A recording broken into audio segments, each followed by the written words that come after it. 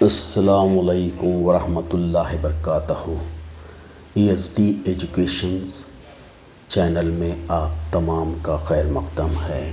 آج ہم 10ویں جماعت کی کمار بھارتی اردو کا 9واں سبق دسترخوان کے سوال جواب مختصر انداز میں اور آسان اور فہم انداز میں ہم دیکھنے جا رہے ہیں۔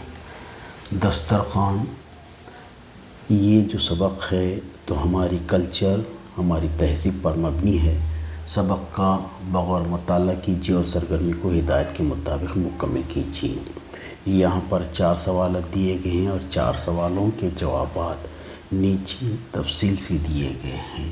ملاحظہ فرمائیے اور اپنی بیاض میں لکھیے۔ نمبر 2، دسترخوان پر بیٹھتے ہی ہونے والے پہلے فائدے کو اپنے لفظوں میں بیان کرنا ہے۔ زمین سے جب انسان کا تعلق ہوتا ہے۔ تیسرا، تہذیبی گراف کے اوپر جانے سے مصنف کے اختلاف کا سبب تحریر کیجیے۔ چوتھا، بحر الکاہل اور ننھے منھے جزیروں کے بارے میں بتائیے۔ پٹھانوں کے کھانا کھانے کے طریقے میں اسلامی روایت تلاش کر کے لکھیے۔ مصنف کو پٹھانوں کے کھانے کا اندازہ پسند آنے کی وجہ تحریر کیجیے۔ بڑی خالہ کے کھانا تقسیم کرتے وقت پیش آنے والا واقعہ قلم بند کیجیے۔ یہاں پر ہم نے اپنے حساب سے مختصر انداز میں لکھا ہے۔ کھانے کے تہذیبی عمل اور نیم وحشی عمل کے فرق کو واضح کیجیے۔ قدیم اور جدید کا موازنہ کیا گیا ہے۔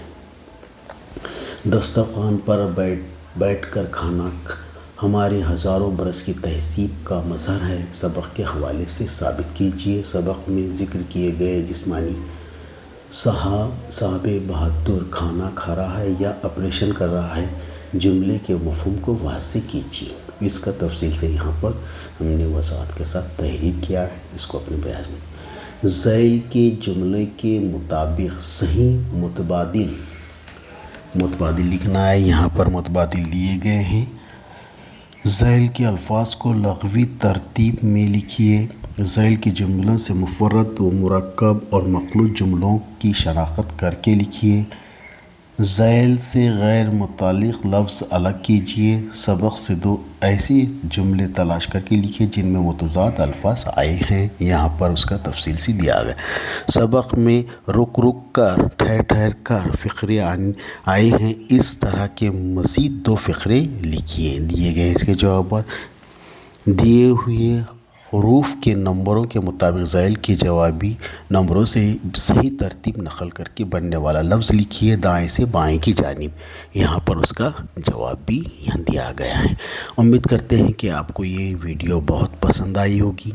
اگر پسند آئی ہے تو اسے لائک کیجیے، شیئر کیجیے، سبسکرائب کیجیے اور کمنٹس کیجیے، کیونکہ آنے والی ویڈیو آپ تک بآسانی سے پہنچ سکے اور اس میں ترمیم ہو سکے۔ اللہ آپ کا حامی و ناصر ہو۔ اللہ حافظ۔